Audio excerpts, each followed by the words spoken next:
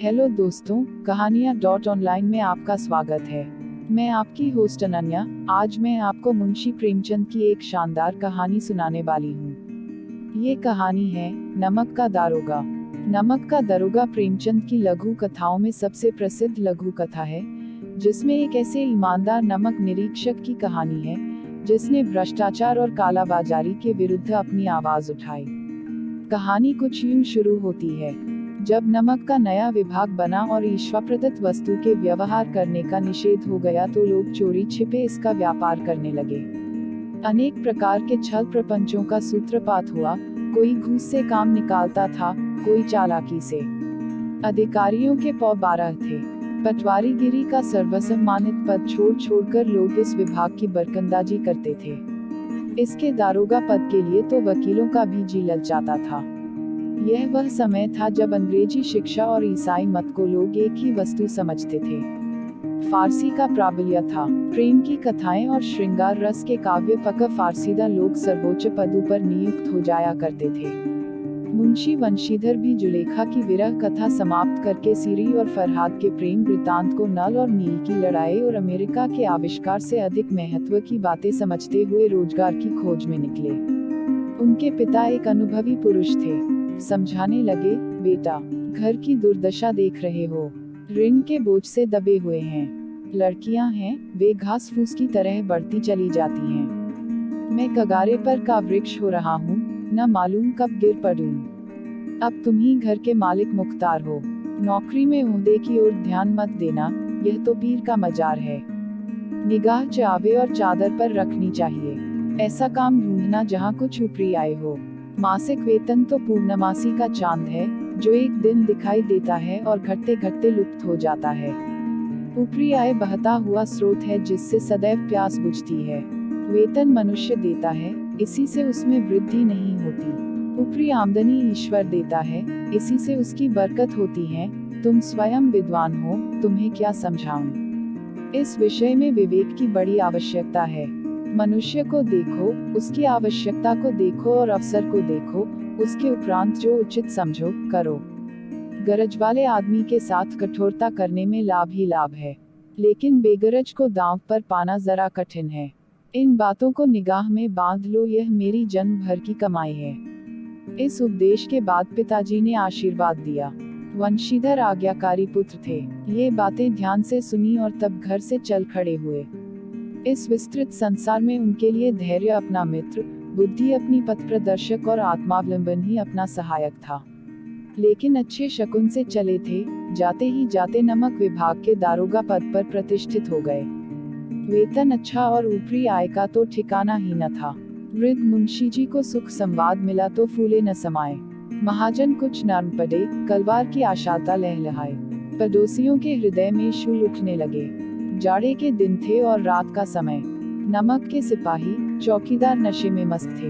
मुंशी वंशीधर को यहाँ आए अभी 6 महीनों से अधिक न हुए थे, लेकिन इस थोड़े समय में ही उन्होंने अपनी कार्यकुशलता और उत्तम आचार से अफसरों को मोहित कर लिया था। अफसर लोग उन पर बहुत विश्वास करने लगे। नमक के दफ्तर से 1 मील पूर्व की ओर जमुना बहती थी, उस पर नावों का एक पुल बना हुआ था। दारोगा जी किवाड़ बंद किए मीठी नींद सो रहे थे। अचानक औख खुली तो नदी के प्रवाह की जगह गाड़ियों की गड़गड़ाहट तथा मल्लाहों का कोलाहल सुनाई दिया।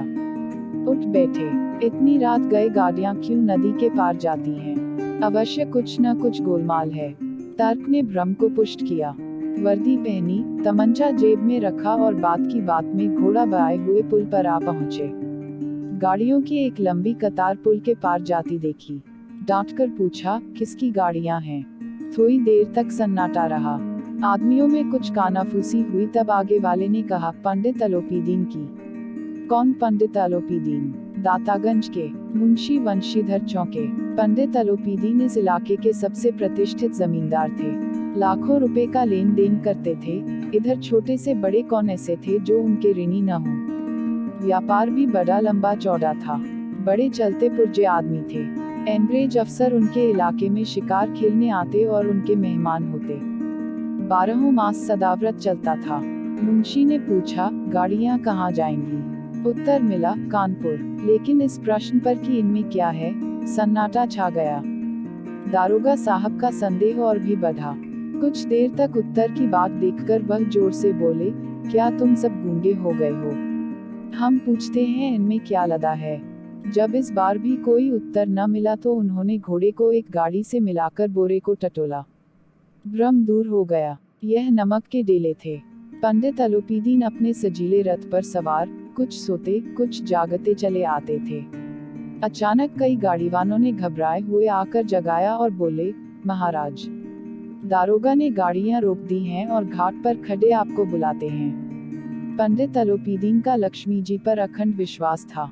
वह कहा करते थे कि संसार का तो कहना ही क्या, स्वर्ग में भी लक्ष्मी का ही राज्य है। उनका यह कहना यथार्थ ही था। न्याय और नीति सब लक्ष्मी के ही खिलौने हैं, इन्हें वह जैसे चाहती है नचाती हैं। लेटे ही लेटे गर्व से बोले, चलो हम आते हैं। यह कहकर पंडित जी ने बड़ी से पान के बीड़े लगाकर खाए। फिर लिहाफ ओढ़े हुए दारोगा के पास आकर बोले, बाबूजी आशीर्वाद कहिए, हमसे ऐसा कौन सा अपराध हुआ कि गाड़ियां रोक दी गईं? हम ब्राह्मणों पर तो आपकी कृपा दृष्टि रहनी चाहिए। वंशीधर रुखाई से बोले, सरकारी हुक्म। पम। अलोपीदीन ने हंसकर कहा, हम सरकारी हुक्म को नहीं जानते और न सरकार को। हमारे सरकार तो आप ही हैं। हमारा और आपका तो घर का मामला है, हम कभी आपसे बाहर हो सकते हैं। आपने व्यर्थ का कष्ट उठाया। यह हो नहीं सकता कि इधर से जाएं और इस घाट के देवता को भेंट न चावें। मैं तो आपकी सेवा में स्वयं ही आ रहा था। वंशीधर पर ऐश्वर्य की मोहिनी वंशी का कुछ प्रभाव न पड़ा। ईमानदारी की नई उमंग थी। कड़क कर बोले, हम उन नमकहरामों में नहीं हैं जो कौड़ियों पर अपना ईमान बेचते फिरते हैं। आप इस समय हिरासत में हैं। आपको कायदे के अनुसार चालान होगा। बस, मुझे अधिक बातों की फुर्सत नहीं है। जमादार बदलू सिंह, तुम इन्हें हिरासत में ले चलो, मैं हुक्म देता हूँ। पम। अलोपीदीन स्तंभित हो गए। गाड़ीवानों में हलचल मच गई। पंडित जी के जीवन में कदाचित यह पहला ही अवसर था कि पंडित जी को ऐसी कठोर बातें सुननी पड़ी। बदलू सिंह आगे बढ़ा, किंतु रोग के मारे यह साहस न हुआ कि उनका हाथ पकड़ सके। पंडित जी ने धर्म को धन का ऐसा निरादर करते कभी न देखा था। विचार किया कि यह अभी उद्दंड लड़का है, माया मोह के जाल में अभी नहीं पड़ा, अल्हड़ है, झिझकता है। बहुत दीन भाव से बोले, बाबू साहब, ऐसा न कीजिए, हम मिट जाएंगे। इज्जत धूल में मिल जाएगी। हमारा अपमान करने से आपके हाथ क्या आएगा? हम किसी तरह आपसे बाहर थोड़े ही हैं। वंशीधर ने कठोर स्वर में कहा, हम ऐसी बातें नहीं सुनना चाहते। अलोपीदीन ने जिस सहारे को चट्टान समझ रखा था, वह पैरों के नीचे खिसकता हुआ मालूम हुआ। स्वाभिमान और धन ऐश्वर्य की कड़ी चोट लगी, किंतु अभी तक धन की सांख्यिक शक्ति का पूरा भरोसा था। अपने मुख्तार से बोले, लाला जी, 1000 के नोट बाबू साहब की भेंट करो, आप इस समय भूखे सिंह हो रहे हैं। वंशीधर ने गर्म होकर कहा, 1000 नहीं, 1,00,000 भी मुझे सच्चे मार्ग से नहीं हटा सकते। धर्म की इस बुद्धिहीन दृढ़ता और देव दुर्लभ त्याग पर मन बहुत झुंझलाया। अब दोनों शक्तियों में संग्राम होने लगा। धन ने उछल उछल कर आक्रमण करने शुरू किए। 1 से 5, 5 से 10, 10 से 15 और 15 से 20,000 तक नौबत पहुंची, किंतु धर्म अलौकिक वीरता के साथ बहुसंख्यक सेना के सम्मुख अकेला पर्वत की भांति अटल, अविचलित खड़ा था। अलोपीदीन निराश होकर बोले, अब इससे अधिक मेरा साहस नहीं, आगे आपको अधिकार है। वंशीधर ने अपने जमादार को ललकारा। बदलू सिंह मन में दारोगाजी को गालियां देता हुआ पंडित अलोपीदीन की ओर बढ़ा। पंडित जी घबराकर 2-3 कदम पीछे हट गए। अत्यंत दीनता से बोले, बाबू साहब, ईश्वर के लिए मुझ पर दया कीजिए, मैं 25,000 पर निपटारा करने का तैयार हूँ। असंभव बात है। 30,000 पर किसी तरह भी संभव नहीं। क्या 40,000 पर भी नहीं? 40,000 नहीं, 40 लाख पर भी असंभव है। बदलू सिंह, इस आदमी को हिरासत में ले लो। अब मैं एक शब्द भी नहीं सुनना चाहता। धर्म ने धन को पैरों तले कुचल डाला। अलोपीदीन ने एक हृष्ट पुष्ट मनुष्य को हथकड़ियां लिए हुए अपनी तरफ आते देखा। चारों ओर निराश और कातर दृष्टि से देखने लगे। इसके बाद मूर्छित होकर गिर पड़े। दुनिया सोती थी पर दुनिया की जीभ जागती थी।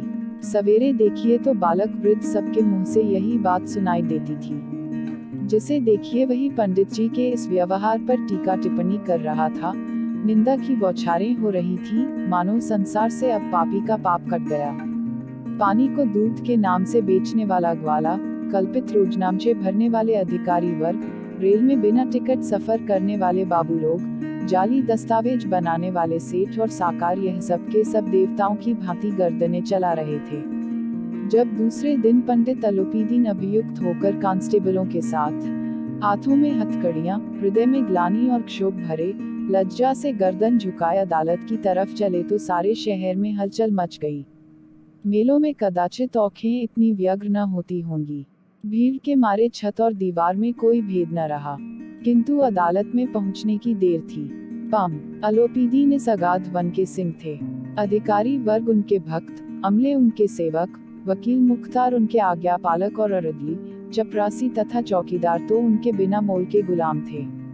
उन्हें देखते ही लोग चारों तरफ से दौड़े। सभी लोग विस्मित हो रहे थे, इसलिए नहीं कि अलोपीदीन ने यह कर्म किया, बल्कि इसलिए कि वह कानून के पंजे में कैसे आए।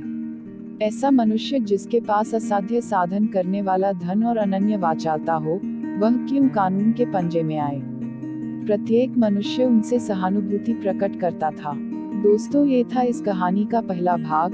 क्या पंडित अलोपीदीन को सजा सुनाई जाएगी या वो कानूनी फंदे से बच निकलेंगे? जानने के लिए इस कहानी का अगला भाग सुनना मत भूलना।